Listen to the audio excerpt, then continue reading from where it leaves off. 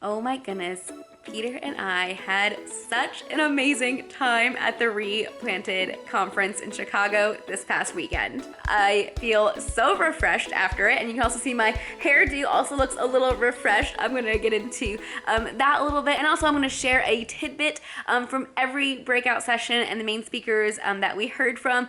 It was an amazing lineup. I think one of the most incredible things was just be able to be in a room full of other people who get it. I have been on like the verge of just overexhaustion and overwhelmed, and there's just so much as a foster parent that you deal with day in and day out. And so I got an ad for this Replanted Conference, and before even looking up what it was, I asked Peter if those dates could work, and then I quickly, before he even responded, I think, started working on childcare, and one of our really good family friends was able to watch the kids, and it was just so refreshing to get away.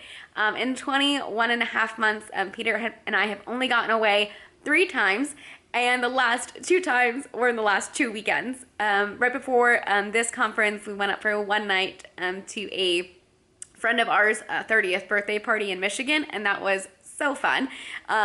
So yeah, it's been a long time since we had got away, and I was just needing to be refreshed, and being around other people who get it was just like, I don't know, it was so incredible. And I want to encourage you to go to Replanted Conference next year in Chicago.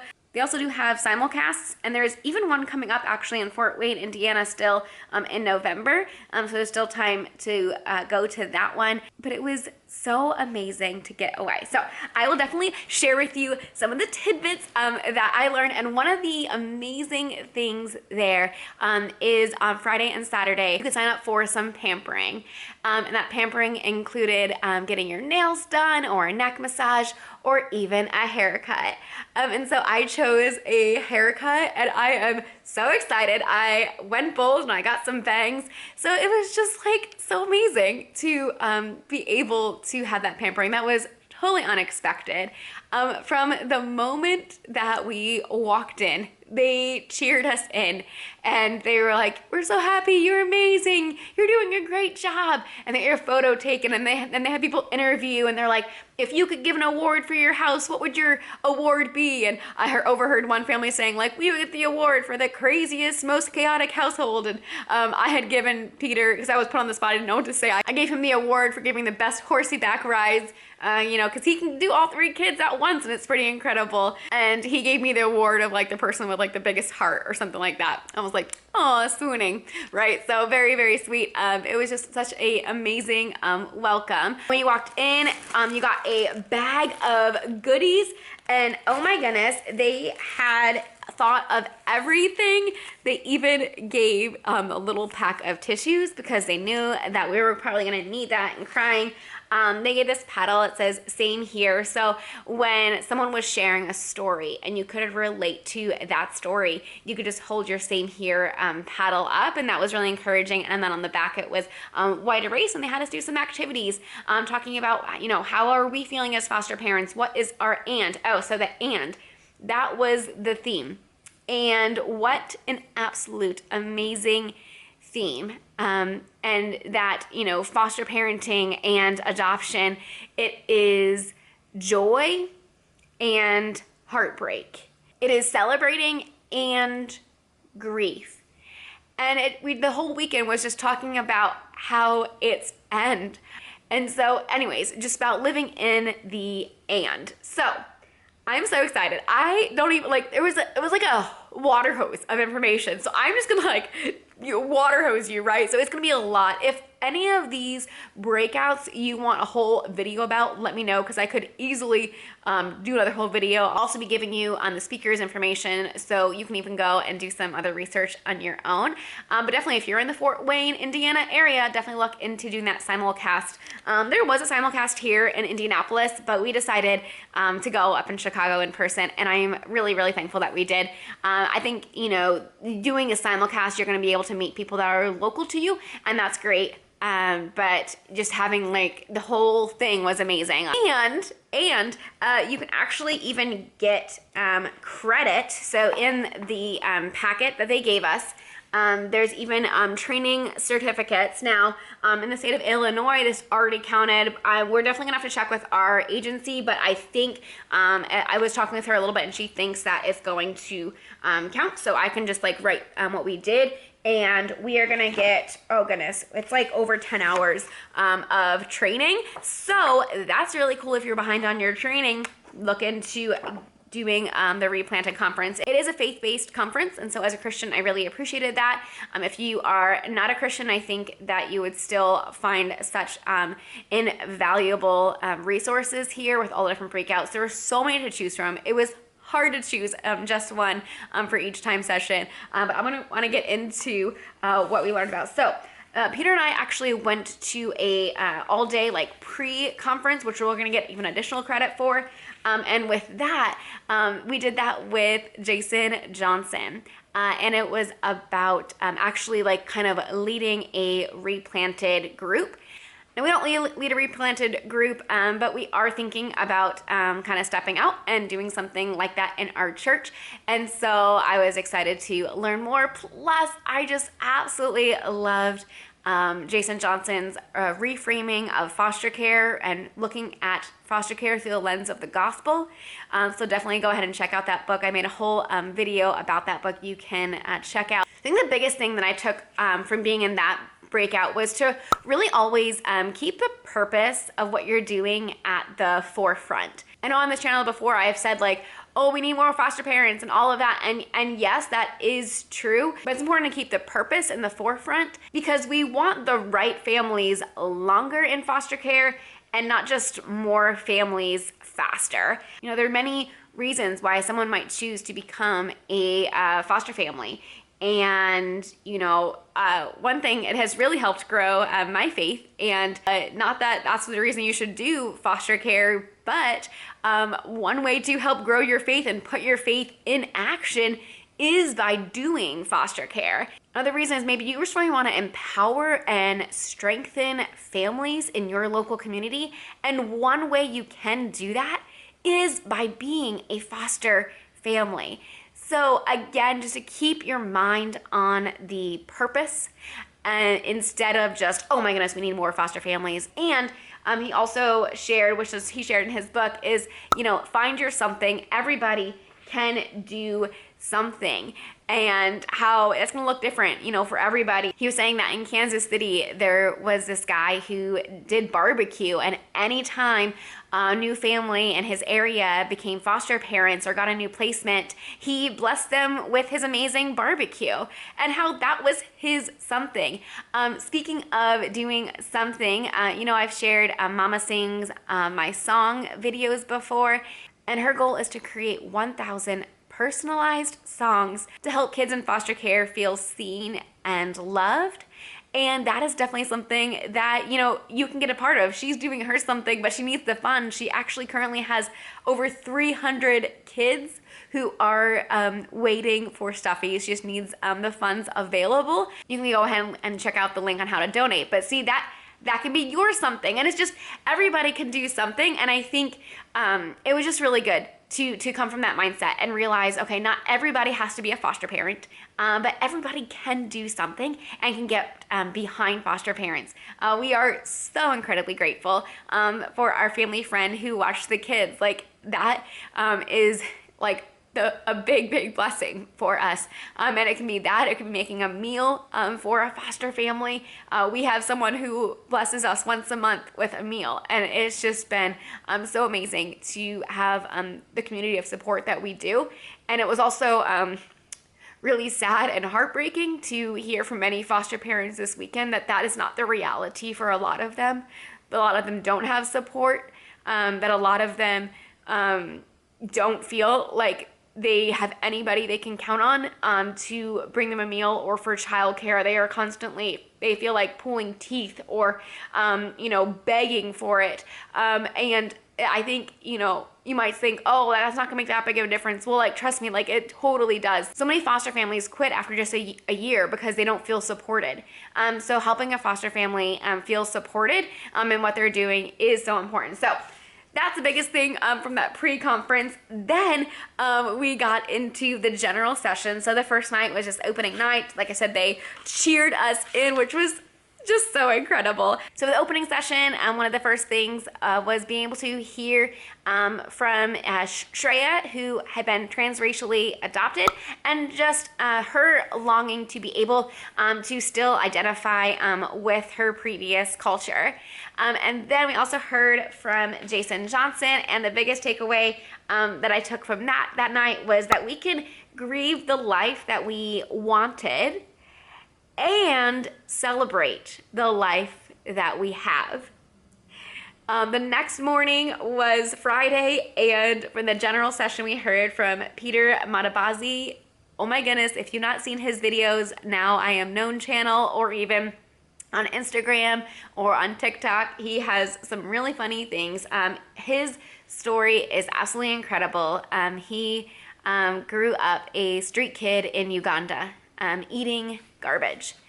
And there was one man who was faithful and spoke into his life and asked him his name. He said he'd been on the streets for 4 years before anybody even asked him his name.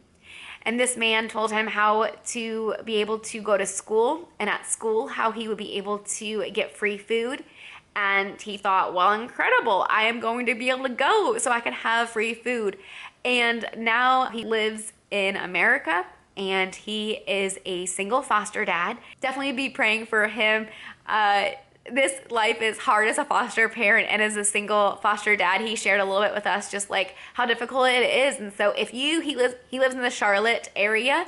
If you are in the Charlotte area of North Carolina, definitely reach out to Peter on his Now I Am Known channel, or on Foster Dad Flipper on Instagram, and connect with him and just say, hey, like, can I bring you a meal? Hey, can I watch your kids? Like, I'll get the background check or whatever I need to get to be able to help you. So his goal is just, he's so inspiring, and he loves to be able to travel on the weekends to be able to inspire other people with this story. But that also means that he needs lots of help and feet on the ground. So anyways, that's a little pitch for him. I told him that I'd be praying really hard for him, but I also feel like, hey, if you're in the Charlotte area, definitely go and check him out.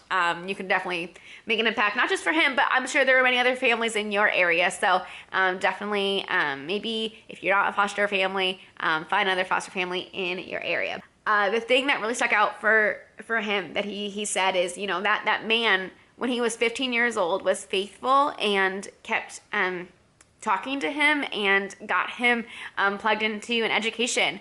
And he said because he was faithful, he is where he is today. And he said, because you're faithful as a foster parent, our kids know that they are not alone. And then we heard from Jeff McCord. You may know his name. Him and his wife have actually been the ones to really develop the Enneagram and build that up, and how, seeing the Enneagram in your marriage and all those things. So anyways, he was adopted domestically as an infant. And I think the biggest takeaway I got from that is that the trauma can even happen when you're adopted as a baby. Just that longing to be able to connect with your birth family, that's not going to go away. And so it was just interesting to be able to hear from him. So the first breakout session that I did was with Jamie Kaeb, who's with the Forgotten Initiative. And her thing was about how it's not supposed to be this way. And she talked through a failed adoption, that they went all the way to Uganda, and later the adoption fell through after already meeting the child. And how later it brought another child into her life, completely different country, completely different story. But if it wasn't, but the biggest takeaway I took from her was, without the hard, you would never see the good so vividly. And that is very true. And then we like kind of went around the room and shared some of the hard that different families are seeing. And it was humbling to be able to sit there and just to hear the different hards that people are dealing with. And again, it was just like so encouraging. If you have the chance to go to Replanted Conference, definitely go.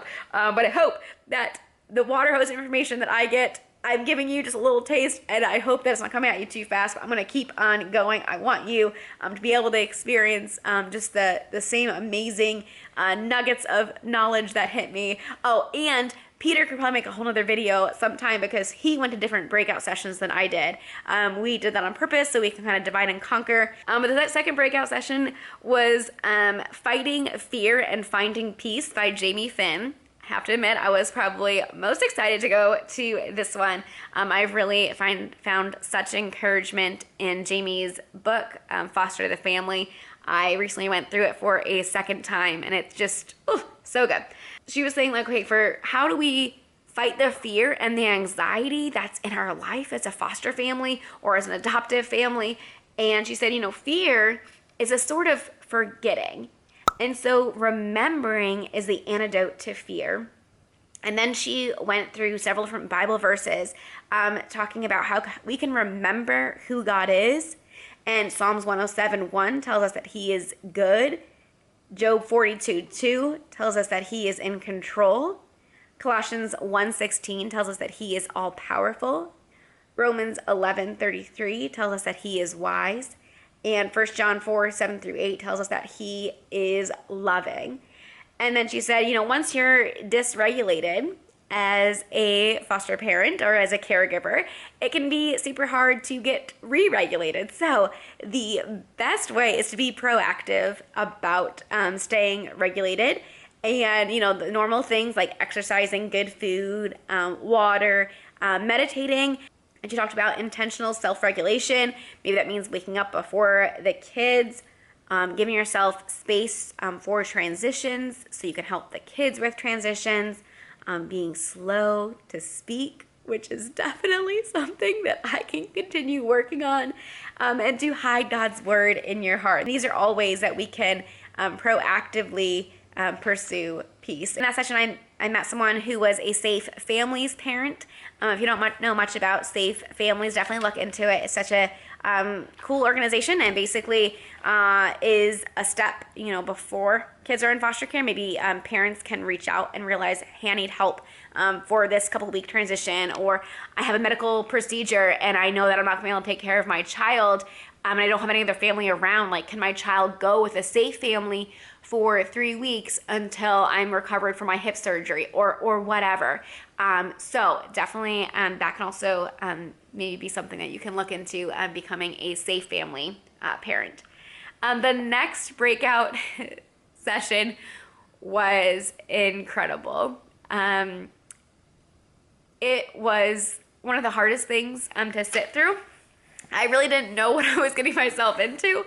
It was actually in one of the smaller rooms, so there weren't many people in that one. There were probably only maybe 20 people in that room. It was from John Gibson, and he is a former foster youth.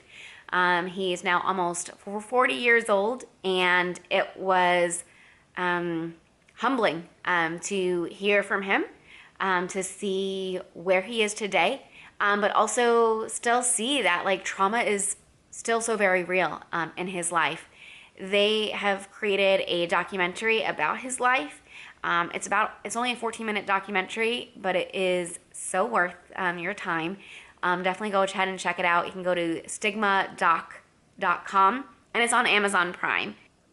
I don't really want to share much of his story because it's really hard. And you'll see when you go to Amazon Prime that there is an age restriction for this documentary.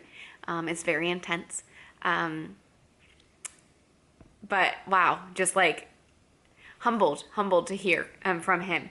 And I think the biggest thing that he said that I took away and how we interact with our kids in foster care is that he, as a kid, wasn't motivated by consequence, but he was motivated by words of affirmation, like, I'm so proud of you, and way to go, and reassurance.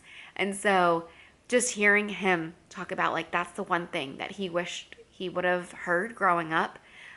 He got in the system when he was 4 years old, and he aged out of the system. He never was adopted, and he was in, I think, 11 foster homes, 2 group homes.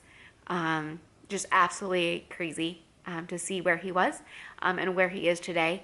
And after we watched the documentary, he then had an open Q&A session, and he was so honest about things, and it was so hard to hear. I don't think there was a dry eye in the room. And just, wow, incredible. Go watch the documentary.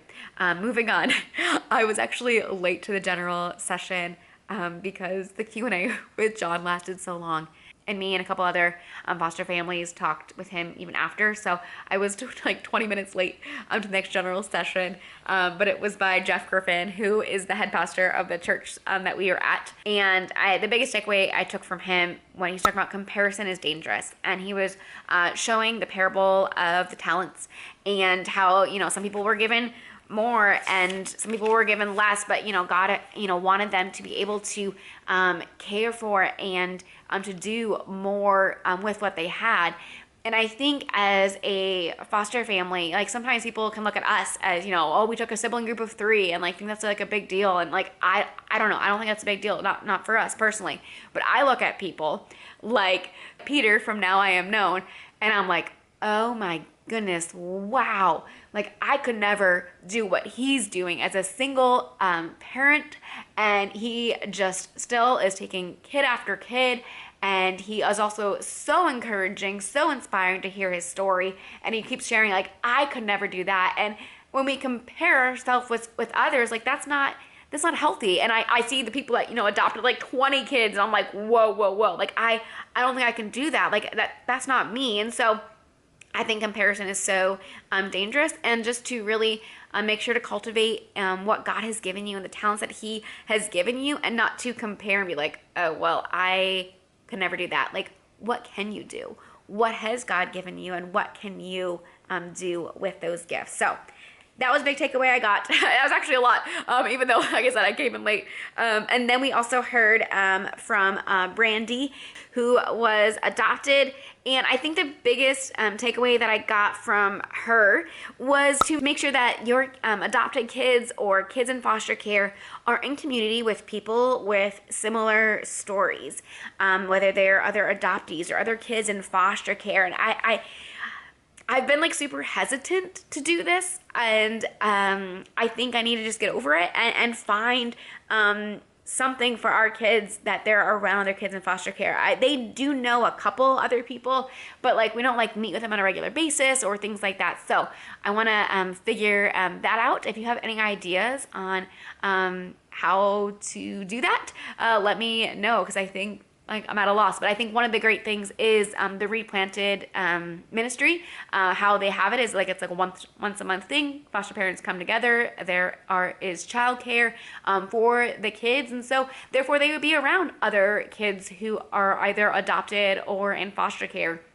And so that would be like a once a month thing. So definitely look at Replanted, see if there's one in your area. If not, maybe consider starting a group. So yeah, there's groups all over the country. And then like once a year, they have this huge conference. So super fun to be a part of. Okay, the next one I'm probably the most excited for.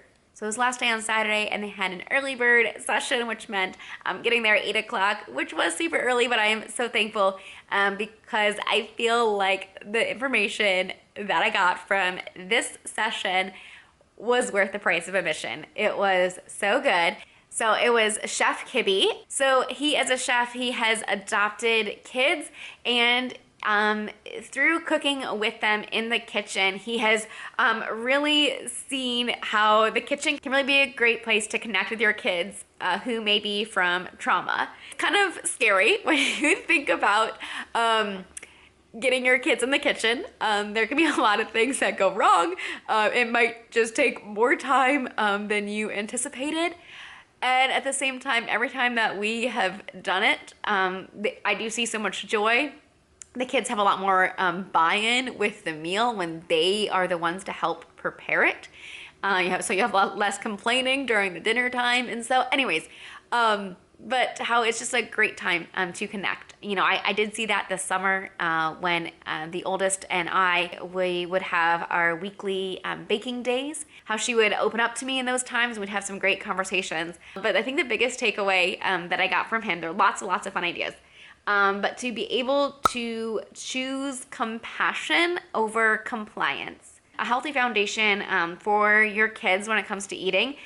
Step one is to feed your child. And at a basic level, you're like, okay, yeah, check, I'm doing that. But then he went on to say, you don't want to say things like, well, you're not hungry, you just ate, or, we'll be eating soon, so you can wait.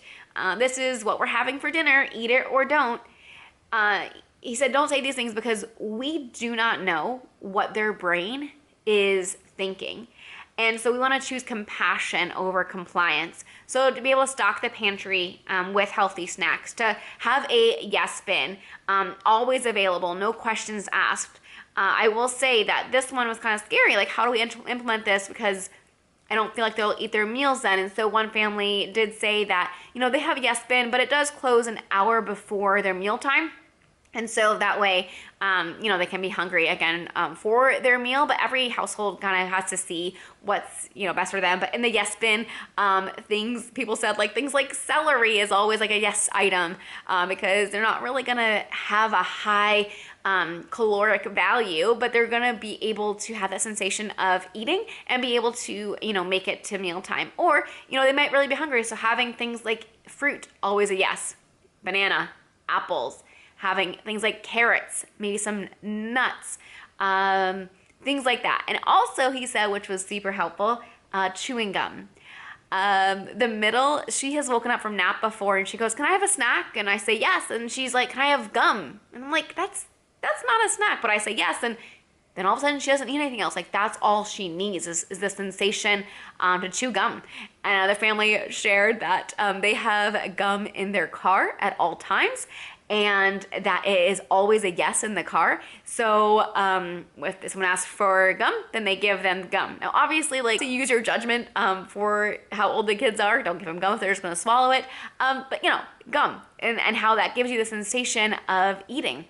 And so how that can be super good. But also, I think the biggest thought that I had is, I want to get in the kitchen and I'll have a checklist. I want to get the really healthy meal done as fast as possible so we can sit down and have a great time eating together. And that's my expectation. And it's just constantly goes, because that's my expectation is just to, complete. And to really choose connection with our kids over the completion of meals.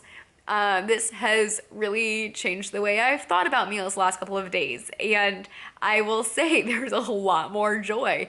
So maybe it's just a new thing, but it really is so good right now. I can definitely make a whole video about this if you would like more information. But one tidbit that I did not realize is that chronic stress causes your limbic system to burn calories faster. So kids from trauma, they may need extra sleep and they may need extra food. So that might be a reason why they are always hungry, because literally they're under chronic stress. And so anyways, just to be compassionate for that. And then, oh my goodness, the next general session was amazing. We got to hear from a birth mom, Ashley Mitchell. Ashley has started a nonprofit. I'll go ahead and link it below. And at this nonprofit, it's a way for a group of birth moms to be able to come together and get support with one another. And what a absolute beautiful thing. She said sometimes social workers are leading this. Sometimes birth moms are leading this for other birth moms. And so you can get your hands on this curriculum that they have created to be able to just really speak to the birth moms. So it was hard to hear her story and also really just good. She was hilarious. She was very, very funny. And she told this story of carps and how her husband had been working with these carps, and he was on a construction site, and he was trying to get these carps from this muck over to this beautiful river, and he was trying to help them, and instead of getting out, they were burying themselves deeper into this muck, and he really needed to get them out and over, and he knew it was best for them, but they were refusing. They just kept going down, down, down. And the biggest takeaway I had was the last thing that she said, and she said it with tears in her eyes, and it was about the last word she could say before she was about to lose it emotionally. I'm a birth mother. I am worth knowing. Get in the muck with me. And that was just so beautiful. I got to talk with her a little bit after as well, and she was just such an amazing person. And then the main speaker in that session was Cindy Lee. Oh my goodness, she's amazing. She is a therapist and talks a lot about behaviors and how to help kids from trauma.